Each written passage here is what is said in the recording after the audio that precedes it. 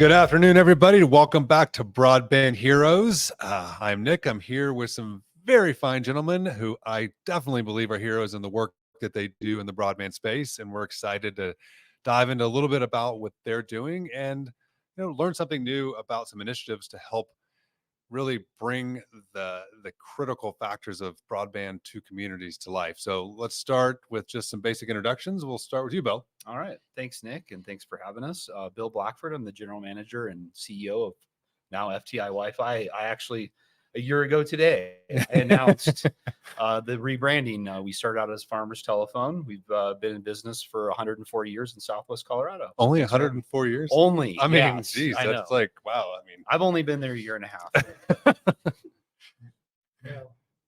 That does sound interesting. Looking at Southwest Colorado, such a beautiful area. You would think, you want to get away, but people still want to be connected.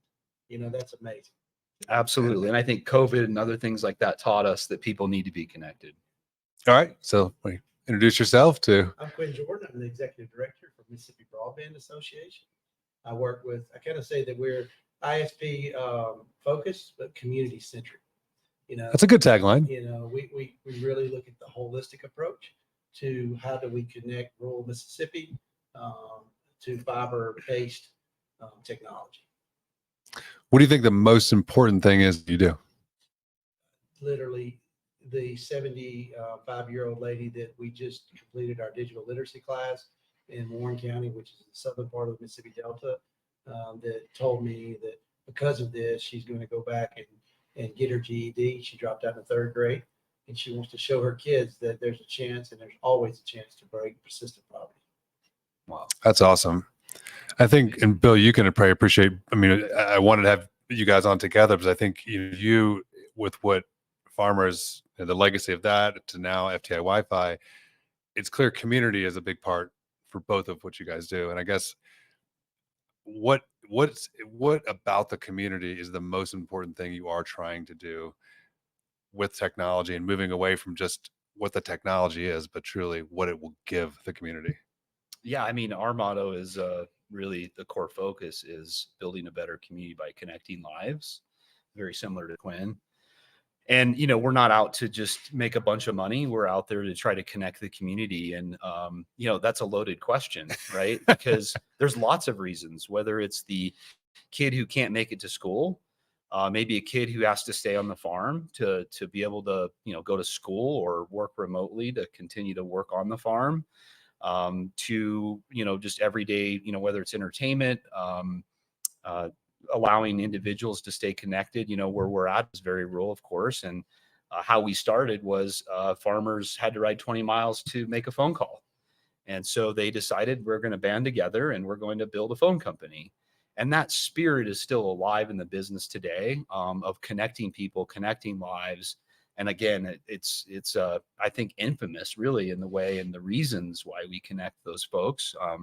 But I think just like Quin's example, I mean, whether it's going to school, back to school, telehealth is a big one. And I've had conversations with people about televeterinarian services. I have a neighbor who there's no mobile vet, and he literally either has to do it himself or he has to load up his cow and drive, 30 miles away to a veterinarian. That's not really very realistic if you have a 1,000, 2,000 pound animal that's sick. Yeah. And so it's really important for those farmers and people that live in those rural areas to have all these things. And then we think about, smart agricultural things, more efficiency, water. I think we were talking about that a minute ago. Water is a precious resource. We live in a semi-arid environment, and I haul my own water to my house. That's I don't have actual water, so water is very critical to the way of life. And I think being able to use connections to make our water systems more efficient in our areas is something that I know a lot of folks are. Not me, I'm not that smart, but they're working on it. So anyway, Quin, what do you think? There's so many areas that you can focus on, but I think until you build up the household, you don't change the community. Until you change the community, you don't change the state. Until you don't change the state, you don't change our nation, and then all the way to the world. So it's going to have to start at the household level. And what I've found, and with my digital skills and opportunities work that we're doing, is that I that was so engrossed on kind of the three legs of the stool, which is affordability, digital literacy, and device ownership, I missed the picture a little bit. And where I missed it is that people need to know what they don't know and what broadband can do for their life. So that when you are going out to a new customer that maybe has had legacy products before, and you start talking about broadband, that customer has no idea of the services and opportunities that it affords. And so I think educating the community, to me, is the way that we sustain these rural networks. Because until they're educated on a need and how to fill that need in an economical way, because again, in rural America, we're talking about economics, right? We're talking about the affordability of the product. And so if someone can afford it but don't know that they need it, they're not going to take the service either. Right. And so explaining to them how to educate them about broadband and what it means for their lives, both temporally through their entertainment, but then migrating them over to online banking, telehealth services. So you got to meet people where they're at. So, I mean, for both of you, you both have constituents, so to speak, that are in rural areas that don't have the education. They're not aware of both the technology or the need. So how do you reach those people? How do you get out to them?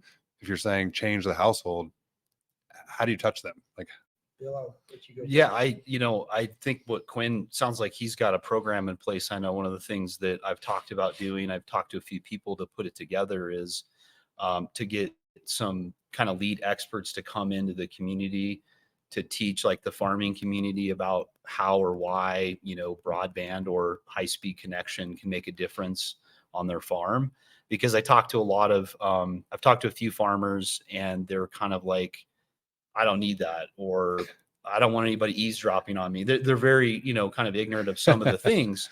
And I think if we have the opportunity to go in and educate them and show them how it could be used to their benefit, improving their lives, I think that's a great way to do it. But you're right. Sometimes it's difficult to break those barriers. And I think it comes down to also just being a good neighbor, right? Yeah. And I think, like in my neighborhood, thanks to Rodney, he's my broadband superhero, and his team. They've been able to go out and connect a lot of my neighbors to our new technology that we launched called Wi-Fi. And it's really cool because, I'm driving down a road, I'm a mile from my neighbors, but they're starting to experience the benefits of that. And so just being a good neighbor and talking about it. And I think in rural communities, it's word of mouth more than anything. You can post something on social media, but if you're not having that relationship as a neighbor in your community, it's not going to be authentic or real, or people are going to be kind of like standoffish, especially about technology. And so I think it's important that those that live kind of in this kind of sphere in this industry, it's important that we are in those communities. We can't expect to kind of treat it the way we might do it in maybe an urban environment where, hey, I can post this thing online and everybody's going to see it. Right. A lot of these folks, you might have to go to a community center. You might have to talk to folks at church. You might have to, kind of have that, again, real world kind of rapport. So I think of two words: intentional partnerships. You've got to make intentional partners in the community, but also nationally that has resources that can come in and help support. So like I partner with groups like Communities Unlimited, Education Superhighway, Connect Humanity, larger groups that have the resources and the ability to come in and make a difference. But then you've got to take it into the community and get with those. And I kind of have a process where I locate and identify a local champion, someone that you can get to know, and really That's in the community. Yeah, that's in the community. That's a community leader, and start there and start with that trust factor, building that network, and then having them bring stakeholders to the room, to the meeting next, where you go from your one contact to 12. And then you take those 12 and you those anchor institutions, civic groups, and you give them this information of what is broadband and how can it make your neighbor's life better, and how can it also, let's just be honest, how can we have an ROI on this as well and maintain these networks? So we can, I want to help as many people as possible, but I also have that, that other side of my association, that if these ISPs can't sustain these rural networks, then they're not going to be able to continue the model. Yeah. And so, when we move into these communities and really have this model to go and partnership with both local and national groups, it really brings a lot of validity to the table, and they're more willing to listen and take time with you. I thought of something, Nick. Yeah. A new idea right here. It's groundbreaking. Right here. I'm going to brand some cows with The with Wi-Fi our signal? yeah. No, I'm kidding. Yeah, it's great. Well, I think my neighbor will let me. He's pretty. That could be, we can get branded Wi-Fi brands on Etsy. Instead Yeah. of All got right. milk, just say got Wi-Fi. There you go. I Yeah. love it. You know? There it is. There, You see, heard it. there you go. Got- right here. got It was right Wi-Fi. here. You could start a whole national campaign. But I love what you said, Quinn, about finding the stakeholders and the communities. I know one of the things that we do, we throw a huge like a community customer appreciation event every year. We bring in the Bardi Wranglers. They're just like a really cool kind of Western band that's from the area, and we just say thank you to the community, and the whole community comes out whether they're a customer or not. And I feel like those are the kinds of things where you can give back, but then it's also a platform to let people know and educate them. And so I love those ideas though. And we have to just continue to do more, whether it's branding our cows, I'm kidding, or finding unique ways to, build that rapport, get in front of those community leaders. And I think we're making a difference. So let me ask you this though. So you both are in rural areas, but if your point about partnerships, some of the stuff takes money and takes expertise and resources. So you're saying, so how do you educate people that are not in an area where you gentlemen are? Like, let's say you're in an urban environment. How do you educate those people that have never set foot in a rural area to help them actually understand this real situation so that they also want to help and they want to give money, time, whatever they can give, right? How do you explain it? Because it is, if you've never seen it, you've never been there, you've never set foot, like in a farm, like it's hard to rationalize and understand that, oh my gosh, you really can't do that, or you can't just look at your phone and have access to all these things. Well, I'll start on that one if I may. Connectivity was a luxury that has moved to that. So I kind of equate broadband connectivity to the rural electrification program. Without the rural electric program that went through and allowed cooperatives to provide energy out into rural America, those areas would have been left behind tremendously, both in quality of life and other health issues, right? But not, how much more are we at with this rural connectivity program? And that's what this is. This is just another way of providing, and we don't want to call it a utility because we don't want to be regulated, right? No, to be honest. it's not a utility. I don't know what you're talking about, Quinn. Yeah. But on the other hand, at the end user level, it's becoming that.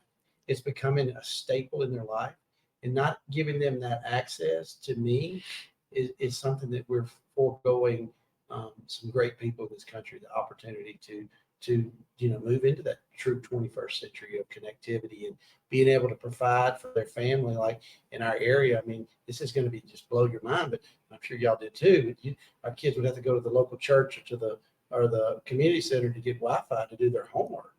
I mean, that doesn't compute in those urban environment. It doesn't compute that the farmer cannot get a veterinarian to he's 30 or 40, maybe an hour away from services, health services, either for himself or his family, and they get sick, and then there's no way to get to see a doctor.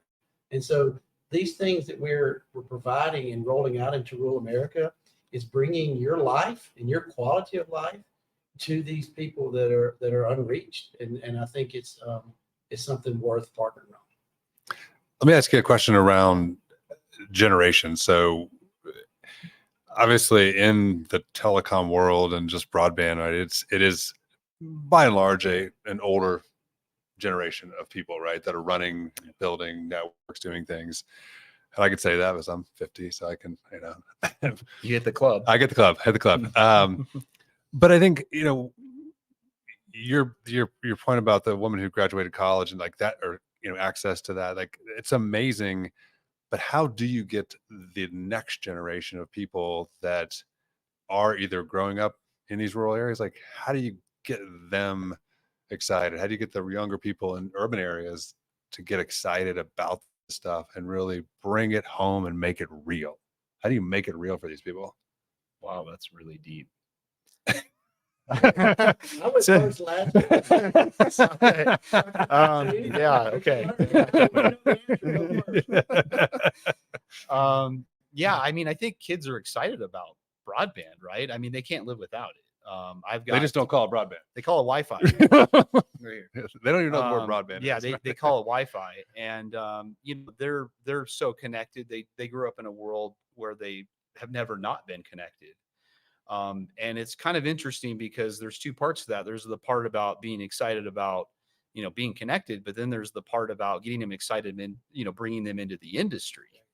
And that's the hard part because there hasn't been a traditional path into telecom, into the broadband space.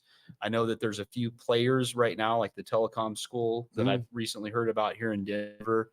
But it's always been a challenge in our industry to find those folks, that talent, especially in rural environments, because I mean, typically if kids are they're either going to college or they're going into the trades, but they're not thinking about broadband trades. Right. And so one of the things that we do, we go out to the high school events, we go to other events and we try to talk to young people. But there isn't that normal traditional kind of path. And so I think one of the things we're trying to figure out as an industry is how do we create those pathways to get that interest and get people kind of, fired up for broadband itself. And it's a challenge. I know we just landed somebody the other day. I say the other day, it was probably 3 months ago now, through a workforce program. Did the same thing. My wife says yesterday. Not yesterday. Yeah, it was, I don't know when it was. Just add like The last 3 10 months. years, Yeah, did that. Just Yeah. add 3 At months, least a or whatever, or decade. 3 years. Yeah. But great young individual, super fired up, excited, and probably never really thought about being in the broadband industry until, just literally a few months ago. And he's working out great. He's just sharp. He's picking it up quickly. But again, you have to home grow them. Right. And I think that as an industry, and I think Quin hit on something too, and it goes as far as operational support long term, because that comes in, it's economics of the finance to run and operate a network, but it's also the resources. Yeah. And so I think we need to think of this holistically long term. Yes, I know there's the big $1 billion word out there that's being, thrown everywhere, where we're going to throw hundreds of billions of dollars. Okay, great. But what are we going to do 10 years from now? And so we got to make sure, and I brought this up, it's an interesting equation. So I think one of the things we got to do is we got to continue to get out in front of our representatives. We got to have those conversations with our leaders in our local, state, and federal government to make sure that they understand that some of these rural areas, no one's getting rich, right? We're trying to connect these communities. And just like the rural electrification, these are areas where, again, without it, they're left behind. We saw that from COVID. We saw these kids who had to drive into town, go to the parking lot of a McDonald's or somewhere, and to get connected to be able to go to school. So we got to kind of solve all of that. So it's a very loaded question. Yeah. I don't have all the answers, but I think it starts with things like what you're doing, Nick, and your team, about getting that interest. And, it goes back to the city thing. You asked that question about how do we get people in the urban environments. I think, I hate to say it, but I think COVID did help with that because it did draw a lot of attention. The difference, or I think what's going to be interesting is to see how that continues because, there may not be another COVID. Yeah. And so once that kind of fire gets, dimly lit, I think it's going to be an onus on all of us in the industry to make sure that we continue to put our voice out there and try to communicate. And even if it's bringing people into the rural communities, inviting our representatives out, inviting leaders, other people in industry to come check out our area. And I've had the opportunity to do that with a few folks, and they're just like, wow, you mean it's this far out here? Yeah, it's this far out. I think it's interesting you made the comment about getting rich. I think there probably is a misconception around, because there is so much money that goes to organizations, nonprofits, service providers, that it seems optically like $1 billion, like that everybody's just, you're flush. But that's really, I don't think they understand the practicalities of what it takes Well, I think that you're exactly right. We were having this conversation earlier. There's a lot of money out there for deployment, but there's not a lot of money now that we're moving into the capacity and the competitive grant process. But up to this point, there was not a lot of money for the nonprofits to make a difference in their community. So they were, like me, we're going to other philanthropies and other groups saying, hey, we need to get ahead of this curve, and they're saying, well, there's all this money out there. Why do you need my $100,000? There's billions, 1.5 billion coming in the state of Mississippi. And I keep trying to explain to them that's infrastructure. Yeah. That's alternate technology. That's anchor institutions, whatever it may be. But all that's connectivity.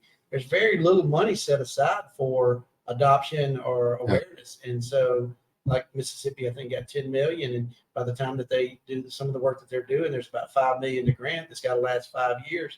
$1 million a year on digital equity work. Is nothing. Get $100,000. What do you do for $100,000? So the money's not out there. The other side is, I want to go back to what you were talking about. If we could, it's to regress, but you asked the question, how do we get them excited? So we've partnered with, and you may have to edit this out. So but we partnered with Duraline Academy. I don't know if y'all have a relationship yet. Y'all don't have a relationship with them. All right, so I'll just edit that out, and I'll just go back and say this. So again, partnerships are key in that area of making excitement. So getting launching a broadband boot camp that we're wanting to do and put it in all ninth graders across the state, that they will go through a 5-class tutorial, introducing them to broadband, what it is, the industry, the jobs, the career paths that it offers. And so they're aware of it. And then moving them from that broadband boot camp to an intro to broadband class that we want to offer at our junior colleges. That's a 1 semester long class that really puts them, immerses them in the industry and incorporates VR. So cool. So they're going to be operating excavators, operating board machines, operating location services, operating that stuff is what we want to do. And so, if you want to make them excited, it's like anything. You got to meet people where they are. And that generation is an alternate technology generation. They're going to adopt a 360 view where they get a chance in the 9th grade to walk around a construction site and virtually, right? They may not be able to do any digging in the 9th grade, but they can walk through a construction site and see somebody boring something or somebody running an excavator. And so how do you get them excited? You got to meet them where they are, and you do that with that alternate technology. VR, I think, is something that I think that's a great advice. I mean, meet them where they are. I think if we could apply that for a lot of reasons, for a lot of areas, right? Just start understanding more where everybody is and try to get them there versus trying to drag them forward without them having a good sense of what's going on. That's awesome. That's a great advice. Well, gentlemen, it's a pleasure just, having the conversation. I think if you would have any last piece of advice for anybody listening that you'd want them to walk away with, to think about it, again, not to be too deep, but just to truly think about, what can they do? What can they do? Because I think at the end of the day, we are all one big community, and I'm a firm believer in that we have to give back. And if we don't help each other, then we're never going to be able to get through some of where we need to get to. So what advice maybe would you give somebody that's not in the broadband industry, that doesn't come to events like Mountain Connect and doesn't have these conversations all the time? What would you tell them? I think what Quin said, invest in the future. And that's our kids, right? And, not everyone, but a lot of people have kids or grandkids, and, recognizing that if you invest in them, you're investing in your future. And what does that look like? I think what Quin, that's such an amazing thing. I want to talk to you a little bit more about that, because those are the kinds of things. And I think I hear that in little pockets, little communities or a particular state or whatever. But what we don't see is that at a national level. We don't see a lot of kind of, again, back to there's not like a industry standard or a pathway for people. But if we're investing in them, making sure that they have all of the tools necessary to be successful in life, and then we're going to see success out of our kids. And so I think just investing in that future. And I'm going to, I think you really covered what we can do in the community. And I want to back up and say, don't put it all on the ISP. The ISP is not 100%. on the hook here. It's your community that's going to benefit from this. It's your friends that need the connectivity too, right? Yeah. And so relying on these ISPs, I always say they're not going to be the white horse that knight that rides in on the white horse. Especially in these rural high cost areas, you as a community need to be doing things now. Doing some type of market study. What type of take rates do we look like? And if there's low take rates, what are those problems? Is it education? Is it economics? Find out what your barriers to broadband adoption are as a community, and stop relying on the ISP that they're going to get this money and come in and build out, and all your problems are going to be fixed. Because I'm a firm believer that there will be a lot of money left in some of these states because there's not the business case to go into some of these communities. So I'm calling them, no bid areas. I'm a firm believer that if these communities in these no bid areas don't, get on the ball and start going to work and doing some community awareness activities, educating their households, that there's a good chance that their area may not get served, even though the money's there to do it. And that's a travesty. Yeah. Well, gentlemen, again, thank you both.